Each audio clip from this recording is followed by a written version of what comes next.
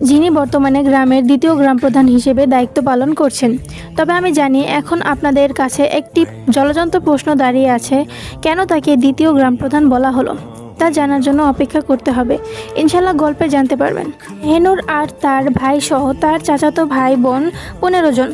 মেহনুরের পরিবার একটি জমিদার পরিবারের অংশ, যেখানে তাদের প্রধান ব্যবসা কৃষি ও ভূমি পরিচালনা করা। তারা জমি চাষ, মাছ চাষ, পোল্ট্রি ফার্ম এবং বাণিজ্যিক পণ্য বিক্রয়ের সাথে জড়িত। তার বাবা ও চাচারা স্থায়ী বাজারে কৃষিজ পণ্য, মাছ, মাংস বিক্রি করেন এবং হাজারো কারখানাও চালান। জমি উন্নয়ন ও নির্মাণ কাজেও তারা করেন। শুধু কি গ্রামের মুস্তফা তালুকদারের গ্রাম দিয়ে হবে না? নয়, তাই তো তার ছোট 2 ছেলে তাদের বড় ব্যবসায়িক কাজে লাগিয়ে দিয়েছেন।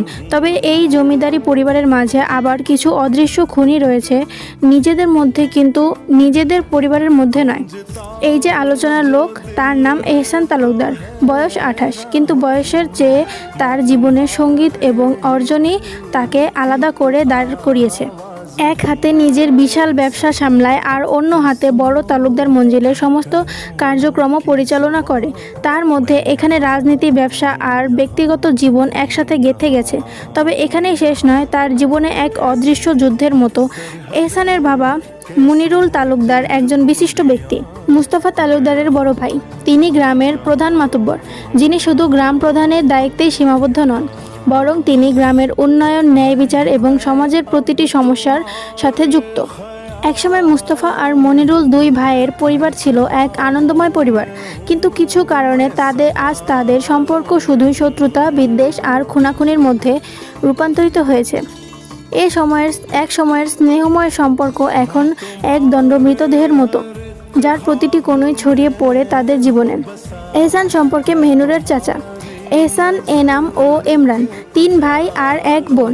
তাদের নাম মা এনিসা বেগমের আকারে রাখা। তাদের সবার মধ্যে সবচেয়ে ছোট এহসান, আর তার ছোট বোন ছিল এশা সুলতানা। এশা সুলতানা, যে কিনা মেহনুরের সাথে পড়াশোনা করছে। তার সম্পর্কটা ছিল আরও জটিল। 2 পরিবারের মধ্যে হাজারো বিবাদ থাকলেও তারা গোপনে ভালো বন্ধু ছিল। তবে পরিবারদের ভিতরে ছিল এক গোপনীয়, লুকানো, কঠিন দ্বন্দ্ব। এহসানের বাবা মনিরুল তালুকদার গ্রামের প্রধান মাতব্বর। গ্রামে তাদের শব্দ এক বিশাল দাপট, কারণ তারা শুধু শক্তিশালী নয়, বরং ব্যবসা ও রাজনৈতিক ক্ষেত্রেও প্রভাবশালী। তাদের পরিবারের ব্যবসা ছিল অনেক বড়, জমি, পাট, চিনির মিল সবই ছিল তাদের হাতে। গ্রামের মানুষ তাদের কথা মেনেই চলে, আর তাদের সিদ্ধান্তকে চ্যালেঞ্জ করতে সাহস পেত না কেউ। সেই শক্তির কারণে মনিরুল তালুকদারের পরিবারের নাম ছিল সবার মুখে মুখে।